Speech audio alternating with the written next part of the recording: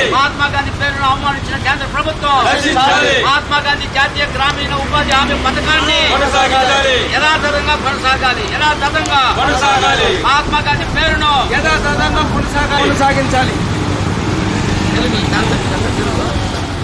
చెప్తున్నాను సార్.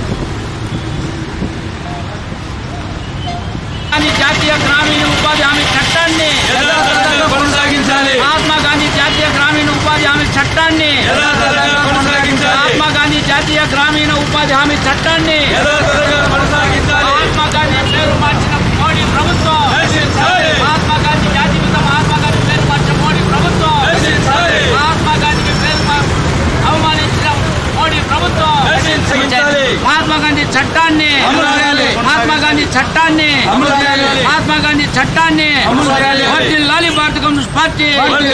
ఈ రోజు జరుగుతున్న రాష్ట్ర వ్యాప్త నిరసన కార్యక్రమాల్ని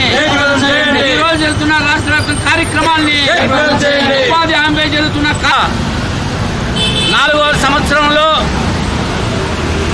గతంలో పార్లమెంట్లో ఉన్నటువంటి వామపక్ష పార్టీలు అధికారంలో ఉన్నటువంటి యూపీఏ ప్రభుత్వం గ్రామీణ ప్రాంతాల్లోని వ్యవసాయ కూలీలకు పనులు లేక వలసపోతుంటే వాళ్ళ ఉపాధి కోసం ఆనాడు ఉన్నటువంటి యూపీఏ ప్రభుత్వం వామపక్ష పార్టీలు కలిసి చర్చించి మహాత్మా గాంధీ జాతీయ గ్రామీణ ఉపాధి హామీ పథకం చట్టమే ఈరోజు రాష్ట్ర వ్యాప్తంగా అన్ని జిల్లాలో ఈ కార్యనిరసన కార్యక్రమాలు జరుగుతూ ఉంది.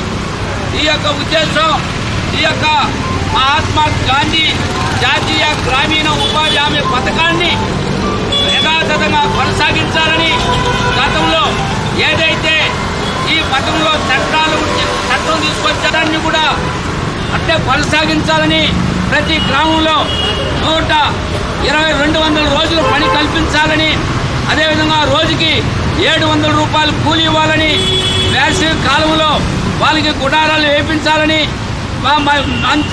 వాళ్ళకి మజ్జిగ మంచినీళ్ళు ఫస్ట్ ఎయిడ్ అంతా కూడా ఏర్పాటు చేయాలని చట్టంలో ఉంది. చట్టంలో దొంగలు తొక్కడానికి ఈ యొక్క ప్రభుత్వం మొత్తం కూడా బాధ్యతలంతా కూడా రాష్ట్ర ప్రభుత్వం పైన వేస్తూ ఉంది.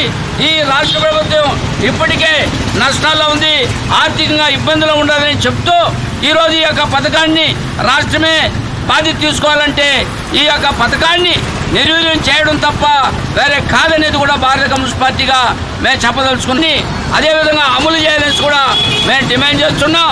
లేని పక్షంలో పెద్ద ఎత్తున ఉద్యమం చేపడతామని కూడా మేము హెచ్చరిస్తున్నాం. ఈ రాష్ట్రంలో కూటమి ప్రభుత్వ ముఖ్యమంత్రి చంద్రబాబు నాయుడు గారు, పవన్ కళ్యాణ్ గారు కూడా నోరు విప్పాలని, దీనిపైన మీరు పార్లమెంట్లో చర్చించి ఈ పథకాన్ని యథాతథంగా కొనసాగించే విధంగా చర్యలు తీసుకోకపోతే ప్రజలే, వ్యవసాయ కూలీలే తగిన గుణపాఠం చెప్తారని కూడా భారత కమ్యూనిస్ట్ పార్టీగా వారి ఈ ప్రభుత్వాన్ని కూడా హెచ్చరిస్తుంది.